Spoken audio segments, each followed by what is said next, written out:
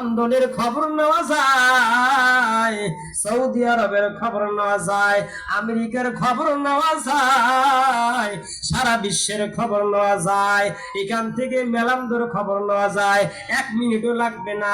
পাকিস্তানের খবর নিতে 2 মিনিটও লাগবে না। আমেরিকার খবর নিতে 4 মিনিটও লাগবে না। লন্ডনের খবর নিতে 5 মিনিটও লাগবে না। বাড়ির পাশে একটা দেশ আছে, কবর দেশের কথা, কবর দেশের কথা। বাড়ির পাশে একটা দেশ আছে, বাড়ির আঙ্গিনার সামনে বাঁশের ঝাড় বাগানে, ওই যে বাঁশ বাগানে একটা দেশ আছে, কবর দেশ আছে। আজ পর্যন্ত কোন বিজ্ঞান কবরকে কোন অবস্থা, মানুষ বেঈমান হয়ে গেছে, হতভাগা হয়ে গেছে। অথচ আল্লাহ পাক রব্বুল আলামিন আমাদেরকে অল্প হায়াত দিয়া কিছুদিনের জন্য এই দুনিয়াতে পাঠাইছেন। তো এই মাহফিলটা কিন্তু প্রতিদিন হবে না। উলামায়ে কেরাম বৎসরে একবার আয়োজন করেছেন সাধারণ মানুষগুলোকে দিনের পথে আনার জন্য। এর মাধ্যমে কিছু কোরআন হাদিসের নসিহত হবে। এখানে দূর দূরান্ত থেকে হযরত বুজুর্গ উলামায়ে কেরাম চলে আসবেন। তারা আয়েশা কোরআন হাদিসের কথা, আল্লাহর কথা, রাসূলের কথাগুলা মানুষের সামনে প্রচার করে দিবেন। সমাজের মধ্যে কিছু মানুষ আছে গানের পাগল, কনসার্টের পাগল। আল্লাহ তাদেরকে বুঝার তৌফিক দান করুন, বলেন আমিন।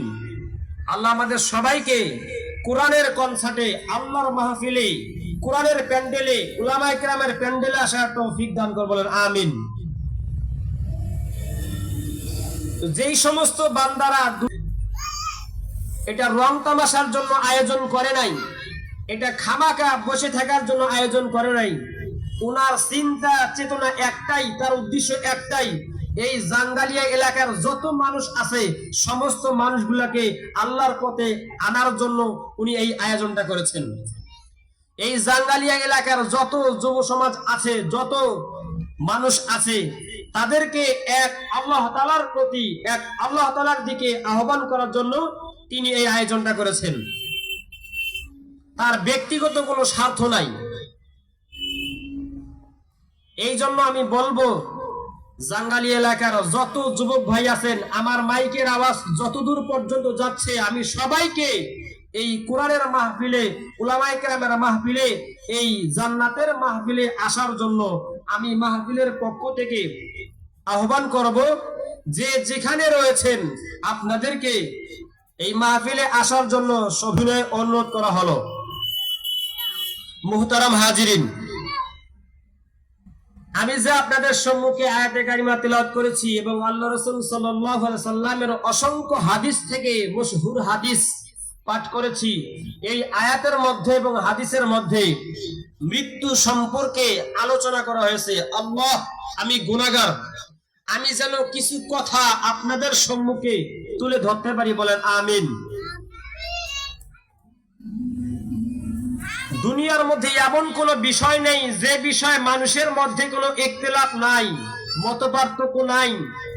বরং দুনিয়ার বিষয় সব মানুষের মধ্যে কিছু না কিছু মতপার্থক্য আছে, ইখতিলাফ আছে। মৃত্যু এমন একটা জিনিস, এই মৃত্যু এমন একটা জিনিস যে এই মৃত্যুকে সবাই বিশ্বাস করে, সকলেই বিশ্বাস করে যে জীবনে একবার মৃত্যু আসবে। ছোট বাচ্চারা হইচই করবেন না, বসেন। সকলেই বিশ্বাস করে যে জীবনে একবার মৃত্যু আসবে। এই মৃত্যুর হাত থেকে রেহাই পাবার কোনো জায়গা নাই, মৃত্যুর হাত থেকে পালাবারও কোনো জায়গা নাই। বাদশাহ সিকান্দার, সুলতান মাহমুদ গজনবী, চেঙ্গিস খান, তিনারা মরে গেছেন, কেউ বাকি থাকবে না। এই তো কিছুদিন আগেও একটা লোক চলে গেল। আপনার আমার হায়াত খুবই কম। এই জন্য সময় থাকতে, হায়াত থাকতে আল্লাহ তাআলাকে আমাদের ডাকতে হবে। আল্লাহ তাআলাকে কিভাবে ডাকবো? আল্লাহ তাআলা সবকিছু আমাদেরকে শিখাই দিয়েছেন কোরআনের মধ্যে।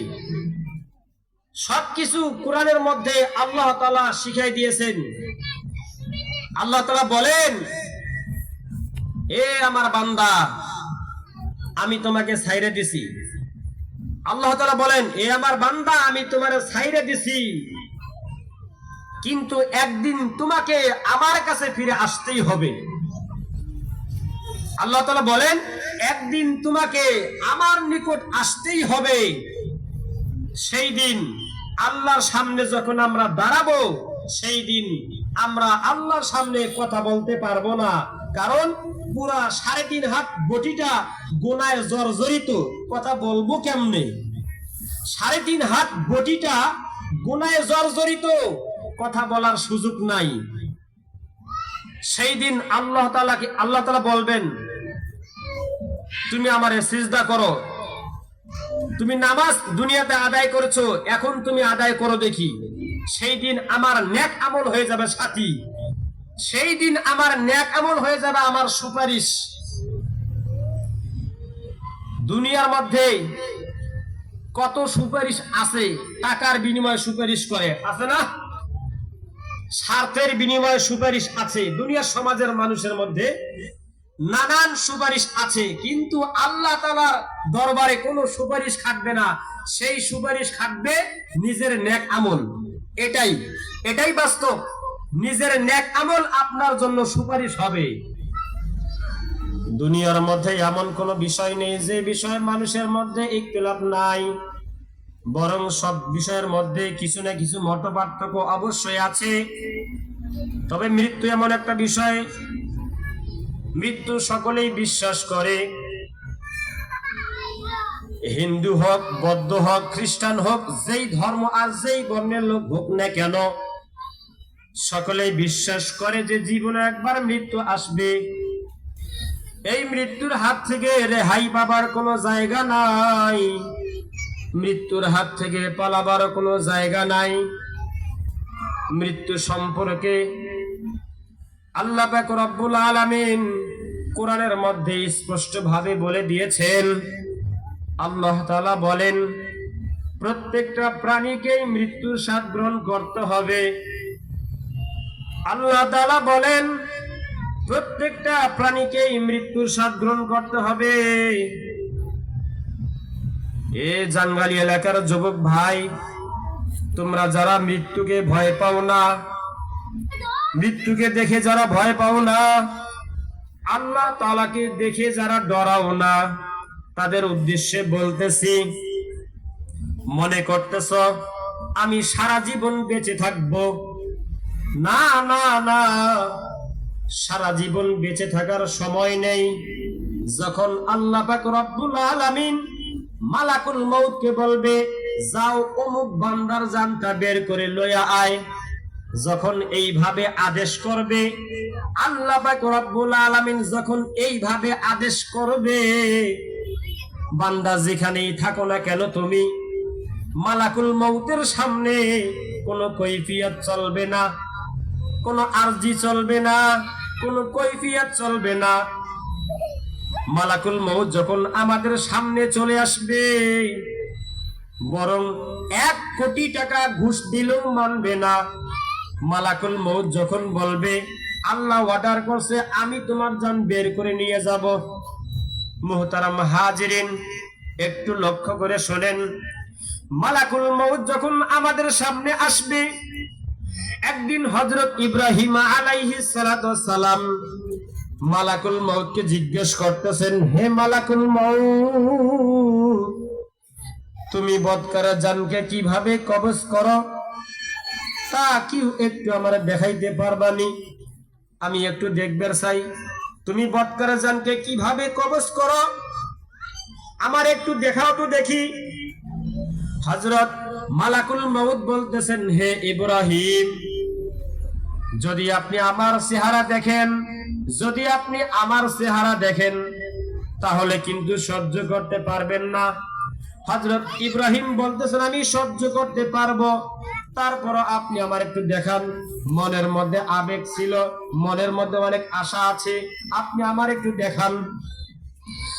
এবার মালাকুল মউত বলতেছেন, হে ইব্রাহিম, ঠিক আছে তোমার কথা মানলাম, ঠিক আছে তোমার কথা মানলাম, তুমি এবার প্রস্তুতি নাও, তুমি এবার রেডি হয়ে থাকো।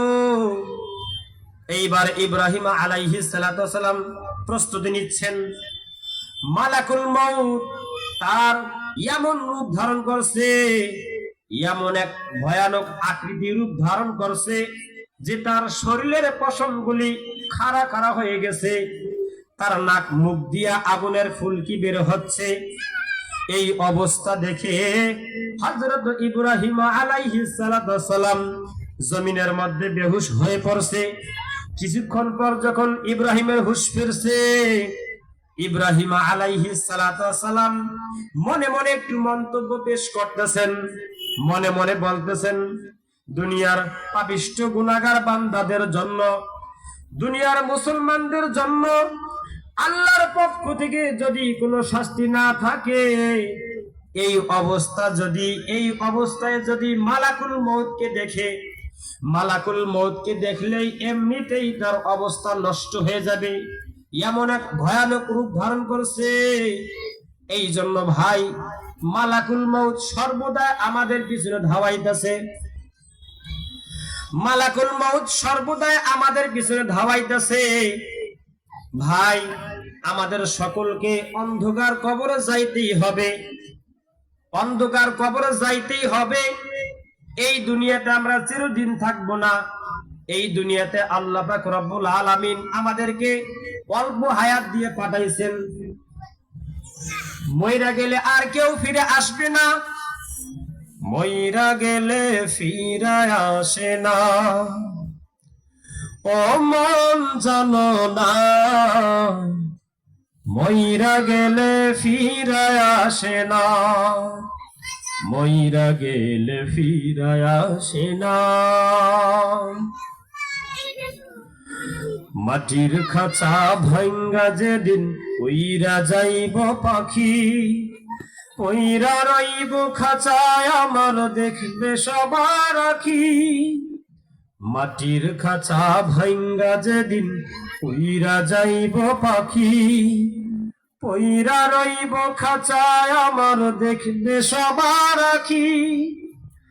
চার পাওয়ালা চৌকি দিয়া যাবে আমার লাশটা নিয়া, 3.5 হাত খুঁড়বে কবর,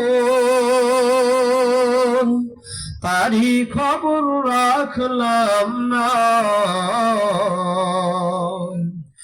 ও মন জানো না, মইরা গেলে ফিরে আসে না। ও মন জানো না, মইরা গেলে ফিরে আসে না, মইরা গেলে ফিরে আসে না। সারা জনম সুদ ঘুষ খায়া করছো নতুন বাড়ি, সুদের টাকায় ঘুষের টাকায় কিনছো তুমি গাড়ি। সারা জনম সুদ ঘুষ খায়া করছো নতুন বাড়ি, সুদের টাকায় ঘুষের টাকায় কিনছো তুমি গাড়ি। কি আর হবে গাড়ি দিয়া, কি আর হবে বাড়ি দিয়া, সব কিছুই তো রবে পরে, সঙ্গে কিছুই যাবে না। ও মন জানো না, মইরা গেলে ফিরে আসে না। ও মন জানো না, মইরা গেলে ফিরে আসে না। কি বলেন আমাদের দাদা?